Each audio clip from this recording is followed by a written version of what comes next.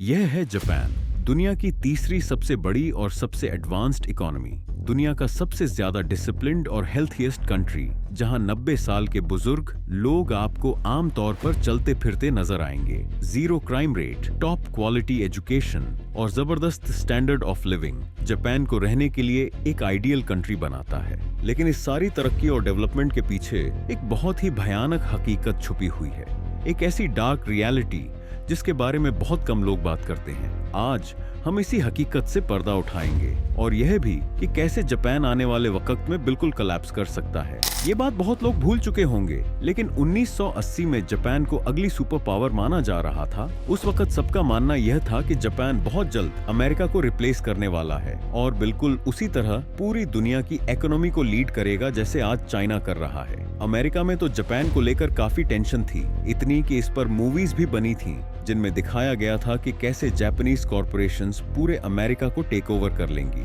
इस खौफ की सबसे बड़ी वजह थी जापान की इम्प्रेसिव इकोनॉमिक ग्रोथ, जो उस वक्त के कुछ सालों में जापान ने हासिल की थी। उस वक्त जापान का इकोनॉमिक सिस्टम वेस्टर्न मॉडल से काफी बेहतर और स्ट्रॉन्ग समझा जाता था।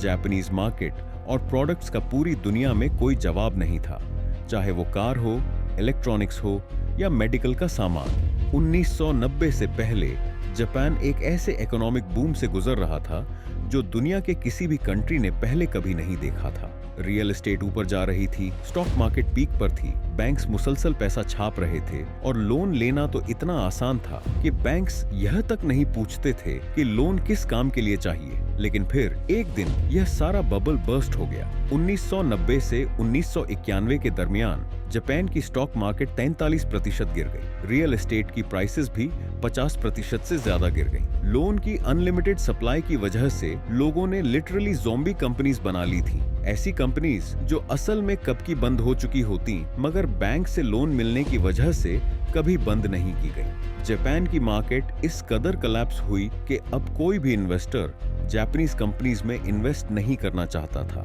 जापान अब इकोनॉमिक टाइगर से सिक मैन ऑफ एशिया बन चुका था। लेकिन ऐसे अप एंड डाउन तो हर इकोनॉमी में आते रहते हैं, तो फिर जापान के साथ ऐसा क्या अलग हुआ? असल में उस वक्त जापान में लोगों को यह यकीन होता था कि यूनिवर्सिटी से ग्रेजुएट होते ही उन्हें फौरन जॉब मिल जाएगी। जापान वाज लिटरली अनस्टॉपेबल और 1990 तक दुनिया की दूसरी सबसे बड़ी इकोनॉमी बन चुका था।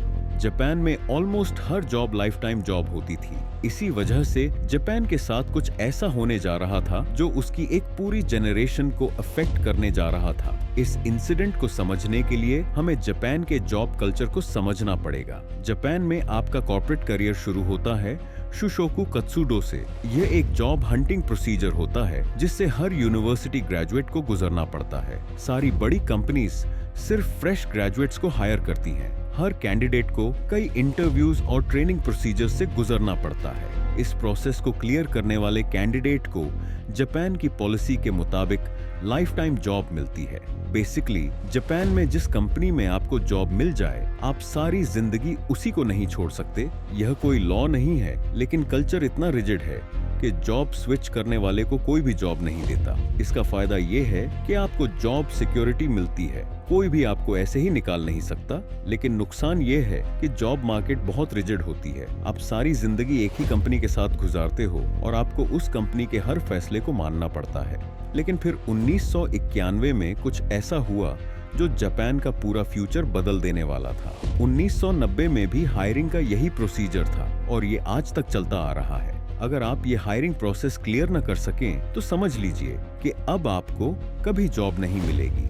ये एक ऐसा दरवाजा है जो सिर्फ एक बार खुलता है। 1990 के इकोनॉमिक क्राइसिस में सारी बड़ी कंपनीज ने हायरिंग फ्रीज कर दी और अगले 13 सालों तक यह हायरिंग ऐसे ही फ्रीज रही। इस पीरियड को जापान का रोजगार आइस एज भी कहा जाता है। जो लोग 1990 में ग्रेजुएट हुए थे, उन्हें अगले 13 सालों तक कोई जॉब नहीं मिली। जब 2004 में हायरिंग वापस शुरू हुई तो वो लोग 30 से 40 साल के हो चुके थे और कोई जापानीज कंपनी उन्हें हायर नहीं करना चाहती थी, क्योंकि वो सिर्फ फ्रेश ग्रेजुएट्स को ही हायर करती हैं। यह एक पूरी जनरेशन थी तकरीबन 2 करोड़ लोग। इन्हें the lost generation of Japan भी कहा जाता है। इस लॉस्ट जनरेशन के कुछ लोग तो अब लो पेइंग जॉब्स कर रहे हैं, लेकिन ज्यादातर लोग ऐसे हैं जो अभी भी अपने पेरेंट्स के साथ रहते हैं और उन पर डिपेंडेंट हैं। 30 से 40 साल के लाखों लोग जो आज भी अपने पेरेंट्स के पैसों पर गुजारा कर रहे हैं। इनमें से कुछ लोग हिकिकोमोरी का शिकार हैं। हिकिकोमोरी एक जापानीज लफ्ज है जो उन लोगों के लिए इस्तेमाल होता है जो सोसाइटी से बिल्कुल अलग हो चुके होते हैं। ऐसे लोग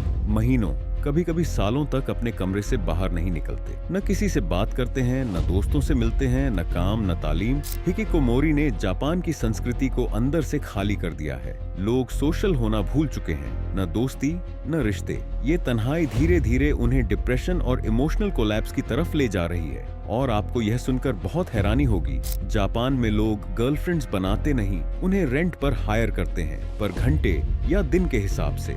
लेकिन कुछ गलत काम के लिए नहीं, बल्कि सिर्फ इसलिए कि कोई हो जो उनकी तन्हाई को समझ सके, उनसे बात कर सके, उनके दुख दर्द और खुशियों को उनके साथ मना सके। और यह सिर्फ गर्लफ्रेंड तक ही सीमित नहीं, बल्कि बॉयफ्रेंड्स, यहाँ तक कि माँ बाप तक को हायर किया जाता है। सोचिए, एक ऐसी सोसाइटी जहाँ रिश्ते भी पैसों से मिलते हैं। क्या यह तरक्की है या तन्हाई की इंतहा? और यहीं से जापान की दूसरी बड़ी प्रॉब्लम शुरू होती है। जापान उन चंद कंट्रीज में से है जहां लोगों की लाइफ एक्सपेक्टेंसी बहुत लंबी है। जापान की 30% आबादी 60 साल से ऊपर है, इसीलिए जापान को सुपर एज्ड कंट्री भी कहा जाता है। और जापान में नॉर्मली रिटायरमेंट एज भी ज्यादा है, जिसकी वजह से वो रिटायर भी जल्दी नहीं होते और दूसरों को मौका भी नहीं मिलता। इस सुपर एज्ड पॉपुलेशन की एक बड़ी वजह है ये लॉस्ट जनरेशन, जिन लोगों ने फाइनेंशियल स्टेबिलिटी न होने की वजह से कभी शादी नहीं की। और इस वजह से जो यंग जनरेशन इन 2 करोड़ लोगों ने पैदा करनी थी,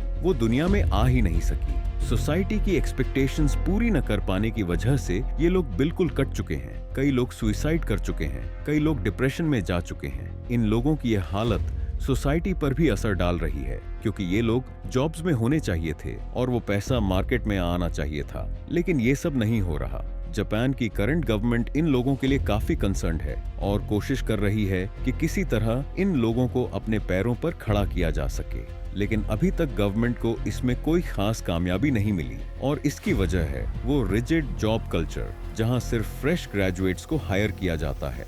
हर साल कई लोग जो ग्रेजुएट होने के बाद जॉब नहीं ले पाते, इस लॉस्ट जनरेशन का हिस्सा बनते जा रहे हैं। अब देखने वाली बात यह है कि क्या जापानीज गवर्नमेंट इस प्रॉब्लम को सॉल्व कर पाएगी और क्या ये लॉस्ट जनरेशन जापान के डाउनफॉल का सबब बनेगी, ये तो आने वाला वक्त ही बताएगा। लेकिन क्या आप जानते हैं कि 30 साल का सैम बैंकमैन-फ्रीड, जिसने खुद को जीरो से उठाकर 2600 करोड़ डॉलर का मालिक बना दिया, लेकिन सिर्फ एक ट्वीट ने रातों रात उसकी पूरी एम्पायर को तबाह कर दिया।